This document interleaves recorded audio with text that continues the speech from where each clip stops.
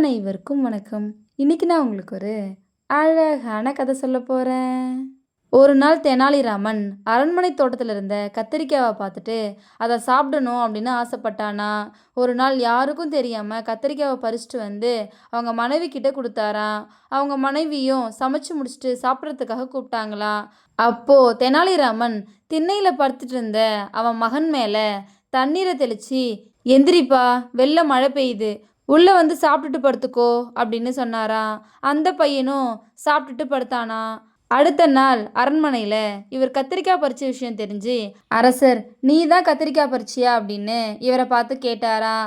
அதுக்கு தெனாலிராமன் இல்லவே இல்லை அப்படின்னு சொன்னாராம்.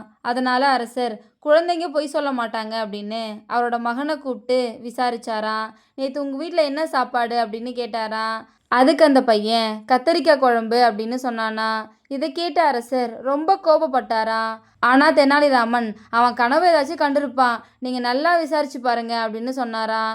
திரும்பவும் அரசர், நேற்று நைட்டு என்னென்னலாம் நடந்துச்சு அப்படின்னு கேட்டாராம். அதுக்கு அந்த பையன், நேற்று மழை வந்துச்சா, நான் உள்ளே வந்து சாப்பிட்டுட்டு படுத்துட்டேன் அப்படின்னு சொன்னானா. நைட்டு மழையே வரலையே, ஒருவேளை இந்த பையன் கனவு தான் கண்டிருப்பான் போல அப்படின்னு அரசரும் அவங்கள விட்டுட்டாராம்.